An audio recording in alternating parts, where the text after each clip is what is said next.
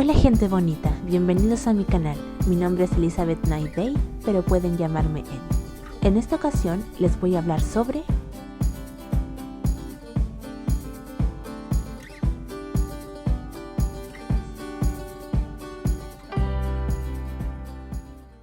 la idea.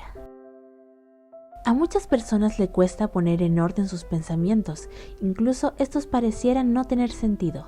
Se nos ocurren ideas demasiado enrevesadas o tal vez muy simples, tanto que no parecen tener la fuerza necesaria. A la hora de escribir existen varios métodos, pero los más conocidos son el de brújula y el de mapa o una combinación de ambos. Los escritores de brújula se dejan llevar por una primera idea a la que pronto se le irán sumando más y más ideas que en su conjunto crearán una historia. Este método puede ser un poco complicado si aún no se ha desarrollado el músculo creativo, pero no te preocupes, porque no es tan difícil lograrlo. La creatividad es un ejercicio que consiste en salirse del molde. ¿A qué me refiero? A que debes mirar las cosas desde otro punto de vista. La mejor forma de ser creativo es analizar detenidamente aquello que te gusta y dilucidar qué fue aquello que te hizo retener tu atención. Luego plagiarlo y hacerte millonario. Perdón, quise decir robar.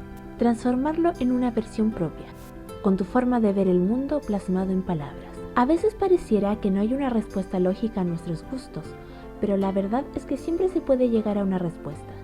No tiene que ser un párrafo enorme de sujetos, verbos y conectores, sino que con una simple palabra clave basta.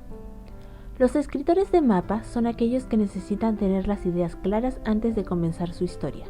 Ellos deben saber qué rumbo tomarán los acontecimientos que envolverán a los personajes en una aventura para no correr el riesgo de desviarse o irse por las ramas. Este método requiere de mucha organización y planificación, por ende, debe ser muy ordenado, ya sea de forma digital o análoga. En un próximo video les enseñaré formas de organización de ideas y archivos, así que estén atentos. Hacer esquemas, fichas de personaje e investigar sirven para moldear nuestra obra antes de ir de lleno a los detalles. Eso es algo muy útil para no olvidar cosas importantes referentes a la historia. En mi caso, mi método consiste en mezclar estas dos formas. Lo primero es abastecerse de cosas que nos inspiren: libros, películas, música, fotos, dibujos, etc. Lo segundo es abrir un archivo, en mi caso Word, y dejarse llevar por los sentimientos más sinceros del momento. No te detengas a analizar lo que escribes, simplemente hazlo. Cuando ya tengo más o menos unas 20 o 30 páginas, me detengo y dejo en pausa el proyecto un par de semanas. Entonces regreso y sin ánimo de autosabotaje leo lo que escribí y rescato lo que más llama mi atención.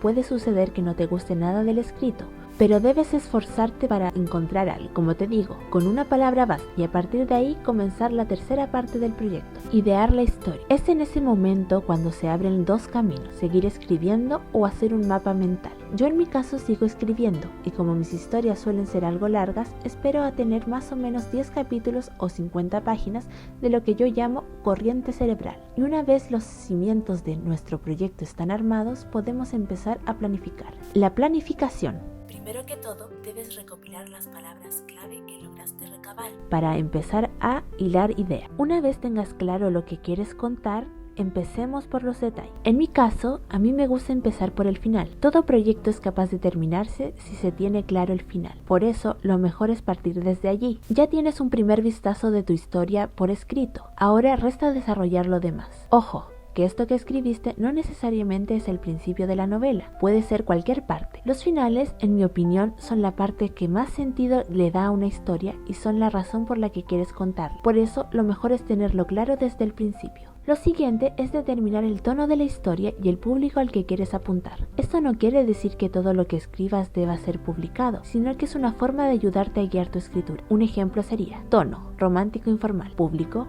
juvenil, entre 15 y 25 años, en su mayoría mujeres. Saber la edad de tus lectores hipotéticos ayuda mucho. Después toca desarrollar la parte más divertida y difícil de una novela: los personajes. Ellos son los que mueven la historia y te hacen querer involucrarte en ella. Una mala trama puede ser salvada por unos buenos personajes. Entonces nos toca hacer ficha de personaje. Lo primero que llega a la mente es la apariencia, luego la personalidad y por último los detalles. Si sabes dibujar, puedes hacer un esbozo de cómo te imaginas en primera instancia al personaje. Pero si no, puedes buscar fotos en internet que te den una idea de lo que está en tu cabeza. Yo, por mi parte, suelo asignarles un color a mis personajes para poder diferenciarlos más rápidamente. Es una especie de código con el cual puedo ver con más claridad qué me quiere transmitir mi personaje. La personalidad es algo que atrae al lector más que la descripción física, pues nunca se imagina al personaje exactamente con el físico que el autor pensó, pero sí te puedes hacer una idea de cómo luce cuando te fijas en su personalidad. En la fase de los detalles es muy importante que nombres a los personajes. No vale poner chico 1, chica 2, mamá de chico 1, bla bla bla, sino que debes darle una esencia. Por ejemplo, Sherlock Holmes, aunque el apellido lo puedes dejar para después, pero lo importante es la sonoridad y lo que te inspira ese sonido. En esta parte del proceso también puedes poner detalles como la profesión, el lugar de nacimiento, quién es su familia, etc. Aquí les muestro un ejemplo de cómo quedaría. Estas fichas debes hacerlas solo con los personajes más importantes y los demás, es decir, los que carecen de relevancia sustancial, con un simple nombre de pila y una oración basta. Como tercer punto, debes crear la sucesión de escenas o acontecimientos según más te guste. Como sugerencia, debes hacerlo en digital o cada punto por separado en notas individuales, si prefieres hacerlo en físico. Lo importante es que puedas reacomodar el orden si no te convence. Este sería un ejemplo. Conclusiones. Todo esto que planifiques no siempre será lo definitivo, por eso existen los diferentes borradores de una historia. A medida que avances por las diferentes etapas de escritura, te darás cuenta de que lo que tú pensaste en un principio no necesariamente es lo que quieren tus personajes, y al final serán ellos los que te harán descubrir tu propia historia.